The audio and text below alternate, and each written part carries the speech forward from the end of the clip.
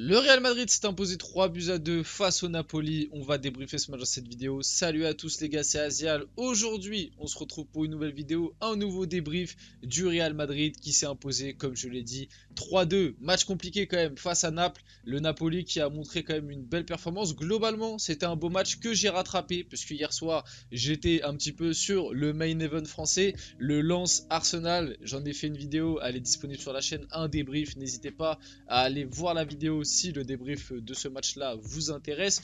Aujourd'hui, on va parler un petit peu du Real Madrid, qui, on le sait, depuis le début de la saison, on a quand même pas mal d'interrogations. Est-ce qu'ils vont réussir? Est-ce que c'est pas finalement une saison un petit peu gâchée du côté du Real parce que tu n'as pas vraiment de numéro 9, à certains postes tu as déjà perdu des joueurs très importants, Eder Militao, Courtois, on a beaucoup d'interrogations autour du Real Madrid, et pour l'instant, malgré tout, à part cette grosse défaite, cette gifle un petit peu prise face à l'Atlético, tu as fait peu enfin tu es quasiment sur un sans faute, tu t'es très peu éloigné du chemin de la victoire, donc on va en parler aujourd'hui dans cette vidéo. Avant que la vidéo commence, n'hésitez pas à liker, commenter, partager, vous abonner, la petite cloche, tout ça, ça fait toujours plaisir et ça aide énormément au développement de la chaîne, et je remercie énormément ceux qui le font. Bon, qu'est-ce qui s'est passé durant ce match? On va commencer par les compos tranquillement. La compo du Napoli, du classique, j'ai envie de dire. Osimhen était bien là, voilà, il joue toujours malgré les petites embrouilles qu'il y a eu très récemment. Pareil, d'ailleurs j'en ai fait une vidéo sur la chaîne, le cas Osimhen au Napoli. La compo envoyée par Rudy Garcia, du coup, c'était ça. La compo du Real Madrid, on commence à la connaître avec ce fameux 4-3-1-2 de Carlo Ancelotti, que moi, vous le savez, si vous suivez activement les débriefs du Real, je ne suis pas hyper fan de cette composition-là, mais Ancelotti a l'air de partir sur ça pour cette saison, en tout cas pour les gros matchs de LDC. Je pense qu'on aura très souvent cette compo-là, avec ce trio, enfin ce quatuor, même du coup j'ai envie d'inclure un peu Bellingham dedans, avec ce fameux quatuor au milieu de terrain. Camavinga en latéral gauche, je l'ai mis juste après en plus. Eduardo Camavinga évoluera de nouveau au poste de latéral gauche ce soir avec le Real Madrid. Carlo Ancelotti qui lui a mis un petit coup de pression, on va pas se mentir, il lui a dit: tu préfères quoi? Tu préfères être sur le banc ou jouer latéral gauche? Donc bon, je pense que malheureusement Camavinga, le pauvre, va un petit peu pallier ce poste-là durant les gros matchs. Je vois bien Camavinga jouer en tout cas les gros matchs de LDC à ce poste-là, parce que pour l'instant, Fran Garcia, il vient d'arriver, le temps d'adaptation, il reste encore très jeune, il n'a pas montré pleine satisfaction, on va dire, et Ferland Mendy qui est un petit peu sur le retour. D'ailleurs, il est rentré dans ce match-là à la place de Camavinga, mais c'est pas le grand Ferland Mendy d'il y a 2-3 ans. Donc Camavinga est, on va dire, la seule certitude à ce poste-là. Sinon, du côté du Real, c'était du classique. On commence tranquillement le match, fait important quand même. Ça a été un match assez intensif. Ça a été un gros match, beaucoup d'intensité. Ça a été un petit peu un match ping-pong, j'ai envie de dire. C'est-à-dire, ça a été un petit peu des deux côtés. Il y a vraiment eu très peu de gros temps forts, j'ai envie de dire. Chacune des deux équipes a eu ses temps forts à des moments. On va le voir quand même qu'à des moments, le Real, notamment quand ils ont mené au score le 2-1, quand le Real menait 2-1, ils ont eu un petit peu plus la maîtrise. Ils ont essayé un petit peu pas de garder le score, mais vous voyez le Real un petit peu en mode LDC, qui ne va pas trop se projeter, qui sait jouer les coups quand il le faut. Bref, vous avez compris. Sinon, globalement, j'ai trouvé une rencontre équilibrée et un plutôt bon match de foot. Le premier but intervient à la 19e minute de jeu sur un corner. Ça part d'un corner, sortie loupée de Kepa, on va en reparler peut-être un petit peu après. Ça va être compliqué, hein. Ça va être compliqué. Courtois, à l'heure actuelle, je crois qu'il s'est forfait pour la saison. Ça va quand même être compliqué. Une saison entière avec Kepa au goal. Si jamais, là, entre guillemets, je vais dire entre guillemets, le Real a quand même été un petit peu au-dessus du Napoli, puisque voilà, ça reste le Napoli. Le Real sur le papier est supérieur et est favori, mais si tu joues une équipe un petit peu supérieure à toi, qui se procure un peu plus d'occasions, ça va être compliqué sur le reste de la saison à LDC. Pour l'instant, moi, déjà quand j'étais à Chelsea, il me rassurait pas du tout, ce gardien là. Ses débuts avec le Real, Il y a des matchs où il a sorti des arrêts, etc. Mais globalement, voilà, c'est pas courtois. Là, il se trouve, il sort, il la chope pas. Du coup, ça fait tête, ça rebondit sur la barre et ça revient sur Ostigard qui vient mettre une tête dans le but vide. On voit le ballon et là, il est rentré. Ostigard a mis la tête. 1-0 pour le Napoli. Le Real qui se fait surprendre. 19e minute de jeu. Heureusement, il va y avoir une réaction très rapide. Et la réaction du côté du Real Madrid, elle va venir de qui? Bien évidemment, vous commencez à connaître de l'homme providentiel, Jude Bellingham. Ici, Di Lorenzo a le ballon, il va tenter une passe qui va être interceptée par Bellingham. La passe était peut-être pas assez appuyée, peut-être aussi un manque d'anticipation. La Bellingham est en pleine course, c'était peut-être un peu présomptueux de vouloir donner la balle ici. Interception de Bellingham dans un endroit très important du terrain. Il va percuter, il va fixer, il décale Vinicius au bon moment. Vinicius qui a la bonne finition, il va enrouler et la placer petit filet. Le Real revient partout. La petite story de Karim Benzema avec la photo de Vinicius. Vinicius comme toujours avec 3 flammes. Voilà Karim de là où il est qui continue de suivre le Real. Voilà, ça fait plaisir. Je pense que les supporters sont plutôt contents de ce genre de poste, etc. Nouvelle passe décisive de Jude Bellingham pour Vinicius. Quelle efficacité. Et on va voir que Bellingham il s'est pas arrêté là. Ah non, il s'est pas arrêté là. Il s'est dit c'est pas suffisant. Il s'est pas arrêté là. Ne vous inquiétez pas. On enchaîne. Bellingham, du coup, encore lui, ça vient d'une passe de Camavinga au milieu du terrain. D'habitude, dans ce genre de position-là, on se dit quoi? Bon, le milieu slash numéro 10, il va avancer un peu, il va aller un peu percuter avant de décaler sur un côté. Généralement, ça se passe comme ça.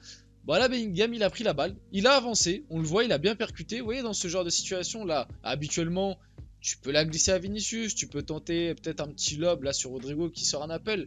Non, Bellingham en ce moment, en fait, le gars, il est dans la zone. Faut se dire la vérité. Le gars, il est dans la zone en ce moment et franchement, son jeu est encore perfectible, je trouve. Si tu dois vraiment lui reprocher, faire une mini critique sur l'apport de Bellingham, c'est que son jeu est encore perfectible, mais je pense que aussi c'est le fait que devant lui, t'as pas de vrai point de fixation, t'as pas un vrai neuf et que souvent, Vini et Rodrigo sont souvent cherchés dans la profondeur et que du coup, c'est un peu compliqué pour s'appuyer sur un point d'appui devant pour pouvoir combiner un peu plus facilement tout ça. Bref, vous avez compris un petit peu mon idée, mais sinon en termes d'apport et même en vrai je dis dans le jeu c'est encore perfectible mais c'est quand même du très très haut niveau et franchement mais comment tu pouvais t'y attendre et, et prévoir ça, c'était inattendu. Le gars de base c'est plus un 6-8, il se retrouve à jouer 10 sans numéro 9 devant lui.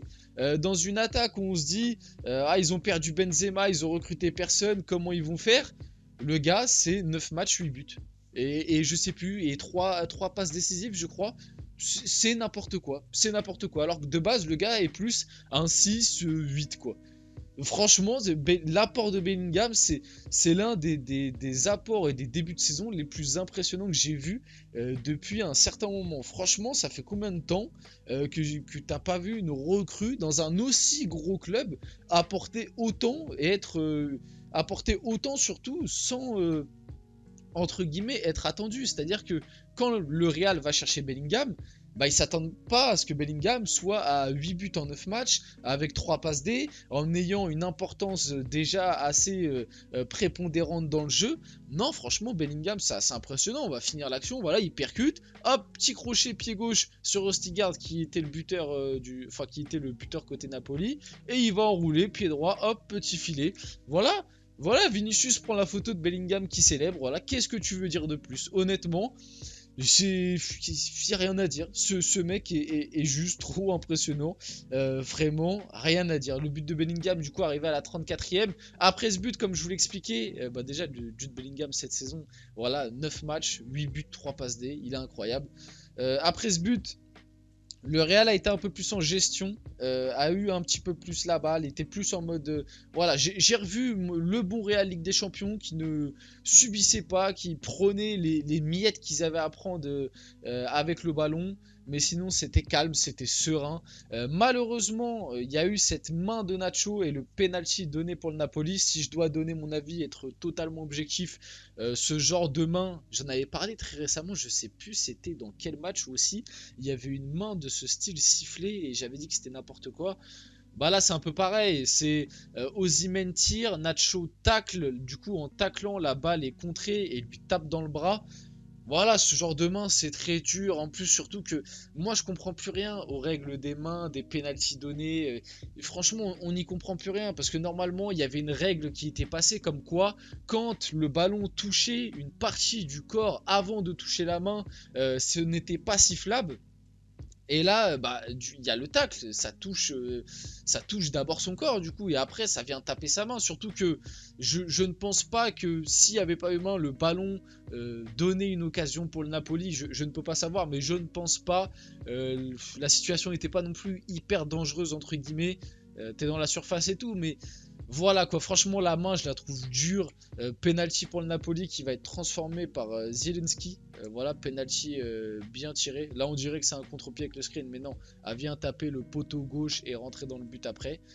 Poteau, il est bien tiré quand même, mais bon, poteau rentrant. 54e minute de jeu. Le Real après a subi un petit peu. Hein. Après ce penalty, le Napoli a pris un petit peu confiance. Le Real s'est vu enchaîner 2-3 petites salves d'occasion, quelques petits arrêts de Kepa que je critiquais un petit peu en début de vidéo, mais il a sorti 2-3 arrêts. Et puis vient la 78e minute de jeu. Ça part d'un corner du Real Madrid. Hein. Là, on le voit. Il y avait corner pour le Real, dégagé par la défense napolitaine. Et là, du Valverde. Vous le voyez venir, les gars. Valverde dans cette situation, le ballon retombe. Hop, petit contrôle. Regardez, là, tu vois déjà la position. Tu sens la mine arriver. Il t'envoie une minace. Regardez dans la position. Regardez la position dans laquelle finit Meret, quoi. C'est la balle est d'une puissance mais monstrueuse.